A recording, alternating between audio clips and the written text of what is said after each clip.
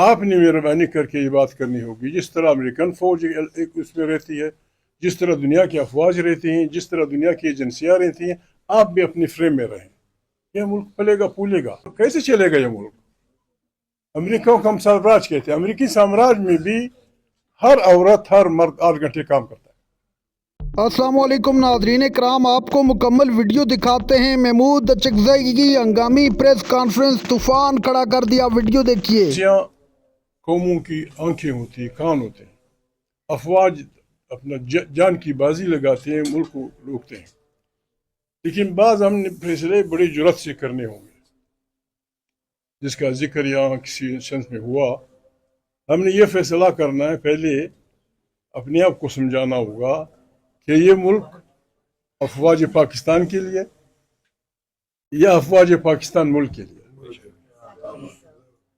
اگر یہ ملک افواج پاکستان کے لیے، پھر تو امتیاز بھائی نہ آپ سنبھال سکیں گے، نہ کمیونسٹ پارٹی سنبھال سکے گی، نہ جماعت اسلامی سنبھال سکے گی۔ پھر دعا پڑھو، کہیں بھاگتے ہیں، جہاں جانا ہے وہاں چلے جائیں گے۔ اور اگر افواج پاکستان کے لیے ہیں تو ہم ان کو بالکل کوڈ آف آنر پہ دیتے ہیں کہ جو کچھ آپ کی ضرورت ہوگی پاکستان کے عوام آپ کو مہیا کریں گے۔ آپ نے مہربانی کر کے یہ بات کرنی ہوگی، جس طرح امریکن فوج ایک اس میں رہتی ہے، جس طرح دنیا کی افواج رہتی ہیں، جس طرح دنیا کی ایجنسیاں رہتی ہیں، آپ بھی اپنی فریم میں رہیں۔ یہ ملک پلے گا پھولے گا۔ ہم جو باتیں کہہ رہے ہیں، یعنی ہم پاکستان، معافی چاہتا ہوں، جنت میں بغیر کام کے سب کچھ ملے گا۔ ہم نے پاکستان کو جنت بنا دیا۔ یہاں صرف وہ آدمی کام کرتا ہے جس کے پاس نان شبینہ کا گزارا نہ ہو۔ خان مفت خور، عالم مفت خور، پروفیسر مفت خور، وکیل مفت خور، کیسے چلے گا یہ ملک؟ امریکہ کو ہم سامراج کہتے ہیں، امریکی سامراج میں بھی ہر عورت ہر مرد 8 گھنٹے کام کرتا ہے۔ یہاں کام کرنے والے دن بدن کینسر کے مریض بن رہے ہیں، ان کو اتنا کھانا نہیں ملتا جس سے وہ گزارا کر سکیں۔ کن ہو، فلانا ہو، کسان ہو، مزدور ہو۔ میں نے نام نہیں بتاؤں گا، میں نے کل ان کو قصہ سنایا تھا۔ بہت بڑا زمیندار بھی نہیں ہے، بہت بڑا فلانا بھی نہیں ہے، گزارے والا زمیندار ہے ہمارے پاکستانی گز سے۔ میں نے اس کو بولا کہ سائیں گزارا کیسے زمینداری کا؟ تو اس نے کہا بھائی محمود بھائی 50,000 بوری آ جاتا ہے۔ 50,000 بوری۔ تو اس قسم کے پاکستان کو کون سنبھالے گا؟ نہ عمران سنبھال سکتا ہے، نہ بھٹو سنبھال سکتا ہے، نہ کوئی اور سنبھال سکتا ہے۔ ہم نے فیصلے کرنے ہوں گے جرات مندانہ۔ بھٹو صاحب نے یہ کمال کیا، روٹی کپڑے اور مکان کے نعرے پہ سندھ اور پنجاب میں ایک بہت بڑا ابھار۔ لیکن وہ قوتیں جن کا ذکر لوگوں نے کیا، وہ اتنی چالاک، اتنی عیار ہیں، وہ ساری پیپل پارٹی میں شامل ہوئی۔ بھٹو گیا، بھٹو کی انقلاب گیا، بھٹو اور پھانسی چڑھا۔ یہی ڈرامہ عمران خان کے ساتھ ہوگا۔ ہم نے عمران خان کو یا امتیاز بھائی کو یا محمود کو یا علماء صاحب کو یہ سمجھانا ہوگا، ہمارے ملک میں ایور گرین فیملیز ہیں، سندھ، پنجاب، بلوچستان، ہر جگہ، پشتون، بلوچ، سندھی، سرائکی، انگریزوں کے وقت سے لے کر اس حکومت تک ایک دن بھی باہر نہیں رہے حکومت سے۔ ان ایور گرین اس پنجاب سے مشہور کیا نام تھا نیشنل پارٹی کا؟ نہیں جو نیشنل پارٹی میں شامل ہوئے سندھ کے، آ جائے گا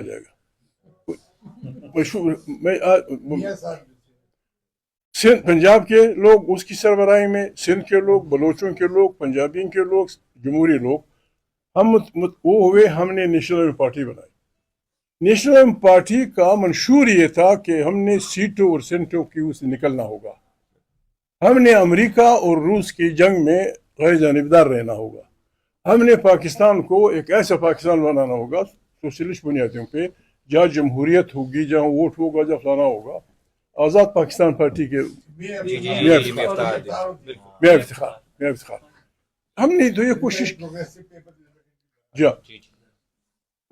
وہ شامل تھے، بنگال سے بشانی سے پھر شامل ہوئے تھے، پروفیسر مظفر تھے، محمود अली कसूरी साहब थे, मलिक साहब बरदरान थे, सिंध के लोग, हमने पार्टी बनाई थी और उसी पार्टी के खतरे से पहला मसला लगा, कोई पार्टी दूसरी थी ही नहीं, वही एक जमहूरी पार्टी थी, मुकाबले में यार लोगों की पार्टी थी, बड़े बड़े खवानीन की।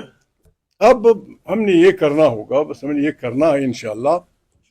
वादे बस इंसान तुम जुबान ही वादा होता है, आपकी बात सारी ठीक है, ये मुल्क नहीं चल सकता, करोड़ों लोग, हम करोड़ों में हैं, इसकी तरफ अल्लामा इशारा किया, और ये तैरखोर लोग लाखों में हैं।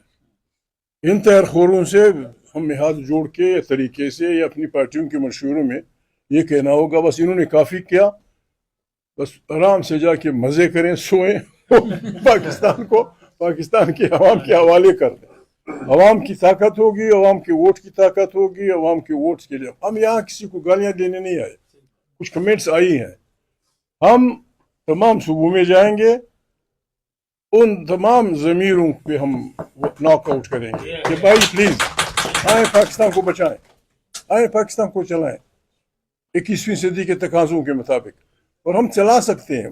25 करोड़ इंसानों का मुल्क, इचमी भी है, फलाना भी है, फलाना भी है, एक थोड़ा सा फॉल्ट है ये, उसको बस हमने वो चूड़ी लगानी है, ठीक हो जाएगा।